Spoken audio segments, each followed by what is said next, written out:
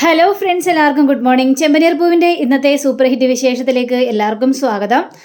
അങ്ങനെ നമ്മുടെ രേവതി ഭയങ്കര കരച്ചിലാണ്. സച്ചിയേട്ടാ, നമ്മൾ ഉണ്ടാക്കിയ പണം പോയല്ലോ സച്ചിയേട്ടാ, ഇതെല്ലാം എൻ്റെ കഴിവുകേടാണ് സച്ചിയേട്ടാ, ഞാൻ സൂക്ഷിക്കാത്തത് കൊണ്ടാണ് സച്ചിയേട്ടാ എന്നൊക്കെ പറഞ്ഞപ്പോഴേക്കും രേവതി, നീ ഇങ്ങനെ സ്വയം പഴിക്കല്ലേ രേവതി, അത് നിൻ്റെ പ്രശ്നമല്ലല്ലോ, നീ ആ പൈസ കൊണ്ട് കൊടുക്കാനായിട്ട് പോയതല്ലേ, ആ സമയത്തല്ലേ ആ കള്ളന്മാർ വന്ന് നിൻ്റെ കയ്യിൽ നിന്ന് പൈസ തട്ടിയെടുത്തുകൊണ്ട് പോയത്, അത് നിൻ്റെ കുറ്റമല്ലല്ലോ, നമ്മൾ അങ്ങനെയൊക്കെ പ്രതീക്ഷിച്ചുകൊണ്ടാണോ പൈസ കൊടുക്കാനായിട്ട് പോയത് എന്നൊക്കെ എനിക്ക് ചോദിക്കണമല്ലോ സച്ചിയേട്ടാ, ഒരുപാട് കഷ്ടപ്പെട്ടുണ്ടാക്കിയല്ലേ സച്ചിയേട്ടാ, ഞാൻ എല്ലാവരോടും പറഞ്ഞായിരുന്നു ഈ വർക്ക് ഞാൻ തന്നെ ചെയ്യുമെന്ന്, എല്ലാവരോടും ഞാൻ പറഞ്ഞായിരുന്നു. ഇപ്പോൾ ദേ എനിക്ക് ആ വർക്ക് ചെയ്യാൻ പറ്റാത്തൊരു ഗതിയായി പോയില്ല സച്ചിയേട്ടാ, അതൊക്കെ ആലോചിക്കുമ്പോൾ എനിക്ക് വല്ലാത്ത സങ്കടം തോന്നുന്നു. അപ്പോൾ നമ്മുടെ രേവതിയെ ചേർത്ത് പിടിച്ചിട്ട് സച്ചി സമാധാനിപ്പിക്കുകയാണ്. രേവതി, നീക്കറിയല്ലേ, നമുക്ക് എന്തെങ്കിലും ഒരു വഴി ഉണ്ടാകും. ഇനി എന്ത് വഴി ഉണ്ടാകാനാണ് സച്ചിയേട്ടാ, ഇനി വഴിയൊന്നും ഉണ്ടാവില്ല സച്ചിയേട്ടാ, സാരില്ല, വഴി ഉണ്ടായില്ലെങ്കിൽ വേണ്ട, പൈസ പോയത് പോയി, പക്ഷേ നിനക്കൊരാപത്തും പറ്റില്ലല്ലോ രേവതി, അതിന് സമാധാനിക്കാം.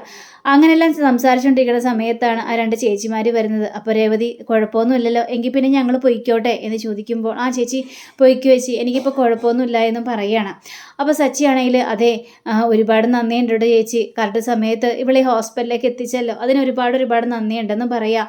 അതെ, ആ കള്ളന്മാരെ വെറുതെ വിടാൻ പാടില്ല രേവതി, നീ ഒരു പോലീസ് സ്റ്റേഷനിൽ ഒരു കംപ്ലൈൻറ്റ് കൊടുക്കുക, പോലീസുകാർ അവരെ കണ്ടെത്തിക്കോളും, അതിന് കുഴപ്പമൊന്നും ഉണ്ടാവില്ല. നിങ്ങൾക്ക് എന്തെങ്കിലും കഴിക്കാൻ വേണമെങ്കിൽ ഞങ്ങൾ മേടിച്ച് തന്നിട്ട് പോയിക്കോളാം. വേണ്ട ചേച്ചി, നിങ്ങൾ പോയിക്കോ, ഏതായാലും ഇത്രയും ഉപകാരങ്ങൾ ചെയ്തല്ലോ, അതിന് തന്നെ ഒരുപാട് നന്ദിയുണ്ട് എന്ന് പറഞ്ഞുകൊണ്ട് ഇവരവിടെ നിന്ന് പോവുകയാണ്. അപ്പോഴേക്കും സച്ചിയേട്ടാ, ഇനി എന്ത് ചെയ്യും സച്ചിയേട്ടാ, സ്റ്റേഷനിൽ പോയി കംപ്ലയിൻറ്റ് കൊടുത്തു കഴിഞ്ഞാൽ അവർ കണ്ടുപിടിക്കോ? എവിടെ നിന്ന് രേവതി, അവരൊന്നും കണ്ടുപിടിക്കില്ല. അങ്ങനെ കണ്ടുപിടിച്ചാലോ എത്രയോ നാൾ കഴിഞ്ഞാൽ മാത്രമേ ആ കള്ളന്മാരെ പിടിക്കും, ചിലപ്പോൾ കുറച്ച് പൈസയും കയ്യിൽ കിട്ടും, അത്രയേ ഉണ്ടാവുള്ളൂ, ചിലപ്പോൾ കണ്ടുപിടിച്ചൊന്നും വരെയൊന്നുമില്ല. നമുക്ക് ഏതായാലും നമ്മുടെ ഈ ഓർഡർ നഷ്ടപ്പെട്ടത് തന്നെയാണ്. ഇനി അതിനെക്കുറിച്ച് ഓർത്ത് കരഞ്ഞിട്ടൊന്നും ഒരു കാര്യമില്ല. എന്നാലും എൻ്റെ സച്ചിയേട്ടാ, ഇതൊക്കെ ആലോചിക്കുമ്പോഴേക്ക് സങ്കടം വരുന്നു. ആ കൂട്ടത്തിൽ നമ്മുടെ അച്ഛൻ്റെ പൈസയില്ലേ സച്ചിയേട്ടാ, അച്ഛൻ ഒരുപാട് കഷ്ടപ്പെട്ടുണ്ടാക്കിയ പൈസയല്ലേ, അതും കൂടിയല്ലേ നഷ്ടപ്പെട്ടത്. പിന്നെ ദേവു ആണെങ്കിൽ അവളുടെ ഫ്രണ്ടിൽ നിന്ന് ഏതോ ഒരു ഫ്രണ്ടിൻ്റെ കയ്യിൽ നിന്നാണ് എനിക്ക് 1,00,000 രൂപ സംഘടിപ്പിച്ച് തന്നത്, ആ പൈസയും കൂടി പോയില്ലേ, എനിക്ക് ഓർക്കുമ്പോൾ സങ്കടം വരുന്നു സച്ചിയേട്ടാ എന്നും പറഞ്ഞുകൊണ്ട് ഇങ്ങനെ കിടന്ന് എണ്ണി പിറക്കി ഇങ്ങനെ കരയാണ്. ആ സമയത്ത് നമ്മുടെ രേവതിയുടെ അമ്മയും അനിയത്തിയും അനിയനും കൂടി വരിക. രേവതിയുടെ അമ്മ രേവതിയെ കണ്ടു കഴിഞ്ഞപ്പോഴേക്ക് സങ്കടം സഹിക്കാനാവാതെ, മോളെ എന്ത് പറ്റി മോളെ, നിനക്ക് ഒന്നും പറ്റിയില്ലല്ലോ അല്ലേ, ആരാ മോളെ പണം തട്ടിക്കൊണ്ട് പോയെന്നൊക്കെ ചോദിക്കുമ്പോൾ, അമ്മേ പോയമ്മേ, എല്ലാം പോയമ്മേ, എൻ്റെ പ്രതീക്ഷകളെല്ലാം തകർന്നു അമ്മേ, ഞാനിനി എന്ത് ചെയ്യും അമ്മേ, പൈസ എല്ലാം ആരോ തട്ടിക്കൊണ്ട് പോയമ്മേ, എല്ലാം എൻ്റെ കഴിവുകേടാണ് അമ്മേ, എല്ലാം എൻ്റെ കഴിവുകേട് തന്നെയാണ്. ഇത് കേട്ട് കഴിഞ്ഞപ്പോഴേക്കും നമ്മുടെ ശരത്താണെങ്കിൽ, ചേച്ചി അതിനെന്ത് ചെയ്തു, ചേച്ചി കറക്റ്റായിട്ട് തന്നെയല്ലേ കൊണ്ടുപോയത്, കള്ളന്മാർ വന്ന് ചേച്ചിയുടെ കയ്യിൽ നിന്ന് പൈസ തട്ടിക്കൊണ്ട് പോയതിന് അതിന് ചേച്ചിയുടെ കഴിവുകേടാണോ, എന്തിനാ ചേച്ചി അങ്ങനെയൊക്കെ ചിന്തിക്കുന്നത് എന്ന് ചോദിക്കുമ്പോൾ, സച്ചിയാണെങ്കിൽ ഇത് തന്നെയാണ് ശരത്തെ ഞാൻ ഇവളോട് പറഞ്ഞുകൊണ്ടിരിക്കുന്നത്, സ്വയം ഇങ്ങനെ പഴിച്ച് മുന്നോട്ട് പോകല്ലേ എന്ന്. അതൊക്കെ വല്ലതും കേൾക്കൂല, പിന്നെ എന്ത് ചെയ്യാനാണ് ചേച്ചി, സങ്കടപ്പെടേണ്ട, എങ്ങനെയാണെങ്കിലും നമുക്കിനി ഉണ്ടാക്കാമല്ലോ, ഇനി എന്തുണ്ടാക്കാനാണ്, ഓർഡറെല്ലാം നഷ്ടപ്പെട്ടില്ലേ, ദൈവം സഹായിച്ച് വലിയൊരു ഓർഡർ കിട്ടിയതാ, പക്ഷേ അതെല്ലാം പോയി, എനിക്ക് ഭാഗ്യമില്ലാത്തവളാണ് ദേവു, നിൻ്റെയും കൂടി പൈസ പോയല്ലോ, നിൻ്റെയും കൂടി പൈസ ഞാൻ കൊണ്ട് കളഞ്ഞല്ലോ ദേവു. ചേച്ചി എന്തേച്ചി ഇങ്ങനെ പറയുന്നത്, ഞാൻ എന്താ ചേച്ചി കന്യാണോ, ഇങ്ങനെയൊക്കെ സംസാരിക്കാനുണ്ട്, അതല്ല ദേവു, നീ ഒരുപാട് കഷ്ടപ്പെട്ട് ബാങ്കിൽ ചേർത്ത് വെച്ച പൈസയല്ലേ, അതല്ലേ എനിക്ക് എടുത്തു തന്നത്, അതല്ലേ കൊണ്ട് ഞാൻ കളഞ്ഞത്, ചേച്ചിയായിട്ടല്ലല്ലോ കളഞ്ഞത്, ചേച്ചിയുടെ കയ്യിൽ നിന്നും തട്ടിപ്പറിച്ച് മേടിച്ചുകൊണ്ട് പോയതല്ലേ, ചേച്ചി എന്തായാലും സ്റ്റേഷനിലൊരു കംപ്ലയിൻറ്റ് കൊടുത്തേ മതിയാവുള്ളൂ, ഇത് ആരാണെന്നൊക്കെ കണ്ടുപിടിക്കണമല്ലോ, ഇനി അവരാരുടെയും പൈസ ഇതേപോലെ തട്ടിയെടുക്കരുത്, ഒരുപാട് കഷ്ടപ്പെട്ടുണ്ടാക്കണ പൈസയല്ലേ, അതൊന്നും തട്ടിയെടുത്തിട്ട് ശരിയാവും ചേച്ചി, ഉറപ്പായിട്ടും ഇതാരാണെന്ന് കണ്ടെത്തണമെന്ന് പറയണത്. മോളെ രേവതി, നിനക്ക് വേറൊന്നും പറ്റിയില്ലല്ലോ അല്ലേ? ഇല്ലമ്മേ, എനിക്കിപ്പോൾ കുഴപ്പമൊന്നുമില്ല, കയ്യിൽ ചെറിയൊരു മുറിവ് മാത്രമല്ലേ ഉള്ളൂ. അപ്പോൾ സച്ചിയാണെങ്കിൽ നിങ്ങൾ വീട്ടിലോട്ട് പോയിക്കോ, ഇനിയിപ്പോൾ ഇവളുടെ ഡിസ്ചാർജ് ചെയ്യും, കുഴപ്പമൊന്നുമില്ല, ഞങ്ങൾ വീട്ടിലേക്ക് പോയിക്കോളാം എന്നും പറയണം. എന്നെങ്കിൽ പിന്നെ ഞങ്ങൾ ഇറങ്ങിക്കോട്ടെ. അങ്ങനെ ഇവർ ഭയങ്കര സങ്കടത്തോടു കൂടി തന്നെ ഇറങ്ങുക. കഴിഞ്ഞപ്പോഴേക്കും നമ്മുടെ അമ്മയാണെങ്കിൽ, എൻ്റെ പൊന്നു മോനെ, ആരായിരിക്കോടാ എൻ്റെ രേവതിയുടെ കയ്യിൽ നിന്ന് ആ പണം തട്ടിക്കൊണ്ട് പോയത്, അവനൊരിക്കലും ഗതി പിടിക്കില്ല, എന്തോരം കഷ്ടപ്പെട്ടുണ്ടാക്കിയ പൈസയാണ്, അതാണ് ഏതോ കള്ളന്മാർ തട്ടിപ്പറിച്ചുകൊണ്ട് പോയത്, ഒരിക്കലും ഗതി പിടിക്കില്ല എന്നിങ്ങനെ പറയാം. അപ്പോൾ നമ്മുടെ ശരത്താണ്, എന്ത് ചെയ്യാനാണമ്മേ, സംഭവിക്കാനുള്ള മുഴുവനും സംഭവിച്ചു. അങ്ങനെയല്ല ഇവരിങ്ങനെ പറഞ്ഞുകൊണ്ട് പോകുമ്പോൾ നമ്മുടെ ദേവുവിൻ്റെ ഫോണിലേക്ക് അരുണിൻ്റെ കോള് വരികയാണ്. അരുണാണല്ലോ വിളിക്കുന്നത്. അമ്മേ ഞാനേ ഒന്ന് സംസാരിച്ചിട്ട് വരാട്ടോ അമ്മേ. ആ ശരി. അപ്പോൾ ദേവ് ഫോൺ എടുക്കുകയാണ്. ആ പറ അരുണേട്ടാ എന്ന് പറഞ്ഞപ്പോഴേക്ക് എന്താ ദേവു സൗണ്ടിൽ വലിയ വ്യത്യാസം ഉണ്ടല്ലോ, എന്താ പറ്റിയത്? അത് പിന്നെ ഒന്നുമില്ല. ഒന്നുമില്ല എന്നൊന്നും പറയണ്ട, എനിക്ക് ദേവുവിൻ്റെ സൗണ്ട് കേട്ടാൽ മനസ്സിലാവുമല്ലോ. എന്താ കാര്യം എന്താണെന്ന് വെച്ചാൽ പറ. അതേ അരുണേട്ടൻ ചേച്ചിക്ക് കൊടുക്കാൻ വേണ്ടി എൻ്റെ കയ്യിലേക്ക് 1,00,000 രൂപ തന്നില്ലായിരുന്നോ? ആ തന്നു. ചേച്ചി അഡ്വാൻസ് കൊടുത്തോ? എല്ലാം ഓക്കെ ആയോ? അത് കൊടുക്കാനായിട്ട് പറ്റില്ല അരുണേട്ടാ. കാരണം ചേച്ചി എല്ലാം കൂടി കൂട്ടി ഒരു 5,00,000 രൂപയായിട്ട് ആ കടയിലേക്ക് കൊടുക്കാൻ വേണ്ടി വന്നതാ. ആ സമയത്ത് 2 കള്ളന്മാർ വന്ന് ചേച്ചിയുടെ കയ്യിൽ നിന്നും ആ പൈസ തട്ടിയെടുത്തുകൊണ്ട് പോയെന്ന് പറയാം. ഇത് കേട്ടാ അരുൺ ഞെട്ടിപ്പോണേ. എന്താ ദേവു എന്തൊക്കെയാ പറയുന്നത്? അതെ അരുണേട്ടാ, ഞാൻ പറയുമ്പോഴും സത്യം തന്നെയാ. ചേച്ചി ഇപ്പോൾ ഹോസ്പിറ്റലിലാണ്. ചേച്ചിയെ തള്ളിയിട്ടിട്ടാണ് അവർ പോയത്. അയ്യോ, എന്നിട്ട് ചേച്ചിക്ക് എന്തെങ്കിലും പറ്റുമോ? കയ്യിൽ ചെറിയൊരു മുറിവുണ്ട്, അല്ലാതെ വേറൊരു കുഴപ്പമൊന്നുമില്ല. പക്ഷേ ചേച്ചി ഇപ്പോൾ ഭയങ്കര സങ്കടത്തിലാണ്. ചേച്ചിയുടെ കയ്യിൽ നിന്ന് അപ്പോൾ പോയല്ലോ, ഓർഡർ ഇനി കിട്ടില്ലല്ലോ എന്നൊക്കെ ആലോചിച്ച് ഭയങ്കര സങ്കടത്തിലാണ്. ഇനി സങ്കടപ്പെട്ടിട്ട് കാര്യമില്ലെന്ന് പറ ദേവു. ഏതായാലും ആൾക്കൊരാപത്തും പറ്റില്ലല്ലോ, അത് തന്നെ വലിയ കാര്യമായിട്ട് നമുക്ക് കരുതിയാൽ പോരെ. അത് തന്നെയാണ് അരുണേട്ടാ ഞങ്ങളിപ്പോൾ ചേച്ചിയോട് പറഞ്ഞുകൊണ്ടിരിക്കുന്നത് എന്ന് പറഞ്ഞുകൊണ്ട് അവർ സംസാരിക്കാം.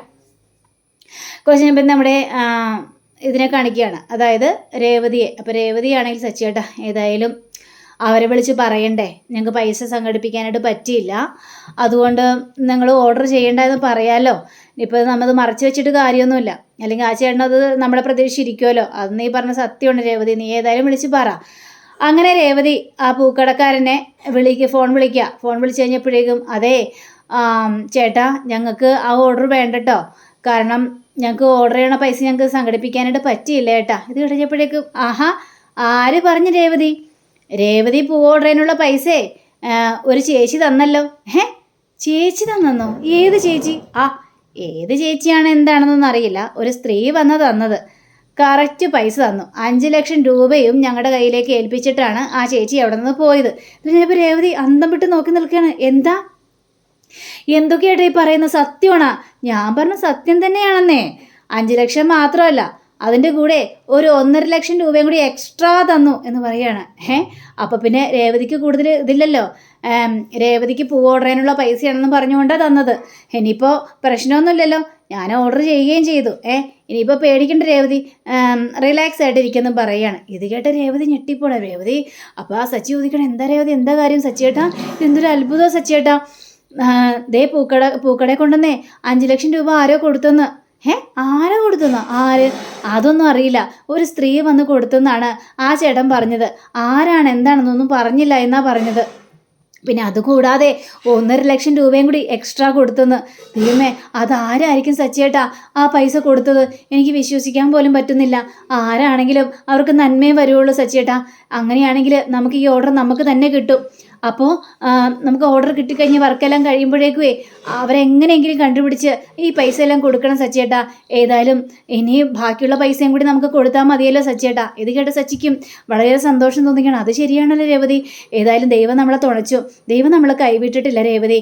അങ്ങനെ ഇവർ രണ്ടുപേരും കൂടി ഹോസ്പിറ്റലിൽ വിടുക. അപ്പോൾ ഹോസ്പിറ്റലിൽ വിട്ട് നേരെ വീട്ടിലേക്ക് കയറാം.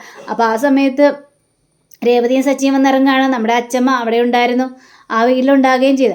അങ്ങനെ ഇവർ രണ്ടുപേരും കൂടി നേരെ അകത്തേക്ക് ഉണ്ടായ കാര്യങ്ങളെല്ലാം നമുക്ക് പറയാം രേവതി എന്ന് പറഞ്ഞുകൊണ്ട് അങ്ങോട്ട് കയറി ചെന്നപ്പോഴേക്ക് അച്ചമ്മ ഇവിടെ ഉണ്ടായിരുന്നു. അച്ചമ്മ ഇതെപ്പോഴാണ് വന്നത്?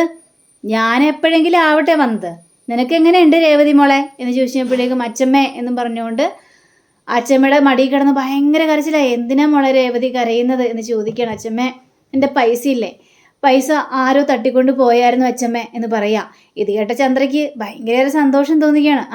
എന്നിട്ട് എന്താ സംഭവിച്ചത്? അത് പിന്നെ അച്ചമ്മ ആ 5,00,000 രൂപ ആരോ തട്ടിക്കൊണ്ട് പോയി. എന്നെ തള്ളിയിട്ടിട്ട് അവർ തട്ടിക്കൊണ്ട് പോയത്. ആകെ സങ്കടപ്പെട്ടിരിക്കുകയായിരുന്നു. അങ്ങനെ ഓർഡർ ക്യാൻസൽ ചെയ്യാം എന്നൊക്കെ വിചാരിച്ചുകൊണ്ട് ഞങ്ങൾ ആ കടയിലേക്ക് വിളിച്ചപ്പോൾ ആ ചേട്ടൻ പറയുക, ഒരു സ്ത്രീ വന്ന് പൈസ 5,00,000 രൂപ കൊടുത്തു. ഇത് കേട്ട രവി ഞെട്ടിപ്പോണേ. നിങ്ങളെന്താ പറയുന്നത്? 5,00,000 രൂപ അവർക്ക് കൊടുത്തുനിന്ന്? ആര് കൊടുത്തുനിന്ന്? ആരാന്നറിയില്ല, ഒരു സ്ത്രീയാണെന്ന് മാത്രമേ പറഞ്ഞുള്ളൂ. അതുകൂടാതെ തന്നെ 1,50,000 രൂപയും കൂടി എക്സ്ട്രാ കൊടുത്തെന്നാ പറഞ്ഞത്. ദൈവമേ, അപ്പം നമ്മളെ സഹായിച്ചത് ആരാണ്? ഇത് കേട്ട ചന്ദ്രയുടെ കിളി വാറിപ്പോവുക. ചന്ദ്രയുടെ മനസ്സിൽ വിചാരിച്ചത് ഇവള് തറ പറ്റിയെന്നാണല്ലോ വിചാരിച്ചത്. പക്ഷെ അതൊന്നും നടന്നില്ല. അപ്പോൾ രവി ചോദിക്കണം, മോളെ ഇത് എങ്ങനെ സംഭവിച്ചു, എന്ത് സംഭവിച്ചെന്നറിയില്ല. ദൈവം എന്ന രീതിയിൽ തന്നെയാണ് ആ സ്ത്രീ വന്ന് ഇത് പൈസ കൊടുത്തത്. ഇപ്പോൾ നമുക്ക് ആ ഓർഡർ നമുക്ക് തന്നെ കിട്ടി അച്ഛാ. ഞങ്ങളിപ്പോൾ ഭയങ്കര ഹാപ്പിയിലാണ്. മക്കളെ, നിങ്ങൾ ദൈവം കൈവിട്ടിട്ടില്ല. അതാരാണെങ്കിലും അവരാരാണെങ്കിലും കണ്ടുപിടിക്കുക തന്നെ ചെയ്യണമെന്നും പറയാണ്. അപ്പോൾ സച്ചിയാണെങ്കിൽ അതെ അച്ഛാ, അത് കൂടാതെ തന്നെ ഈ പണം തട്ടിയെടുത്തത് ആരാണെന്നും അറിയണ്ടേ? അവരെ പൊക്കും ഞാൻ. എനിക്ക് ചില സംശയങ്ങളൊക്കെ ഉണ്ട്. അവരുടെ വഴിയെ ഞാൻ പോകുക തന്നെ ചെയ്യും. അത് മോനെ തീർച്ചയായിട്ടും വേണം. പക്ഷേ ഈ പൈസ കൊടുത്ത് നമ്മളെ രക്ഷിച്ചല്ലോ, അത് അവരാരാണേലും കണ്ടെത്തണം. ഇത് കേട്ട് നമ്മുടെ ഈച്ചയും അച്ഛനോടൊപ്പം വന്നിട്ടുണ്ടായിരുന്നു. അപ്പോൾ ഈച്ച പറയാണ്, ഈ പൈസ കൊടുത്ത സ്ത്രീ ആരാണെന്ന് എനിക്കറിയാം. ഇത് കേട്ടുകഴിഞ്ഞപ്പോഴേക്കും ഈച്ച നിനക്കറിയാവോ? ആരാടാ പൈസ കൊടുത്തത് എന്ന് ചോദിക്കുമ്പോൾ ഞാനൊരേ സ്റ്റണ്ട് സിനിമയിലെ കുറേ രംഗങ്ങൾ പറയാം. അപ്പോൾ ആ സ്റ്റണ്ട് സിനിമ പോലെയാണ്. സിനിമാ രംഗോ?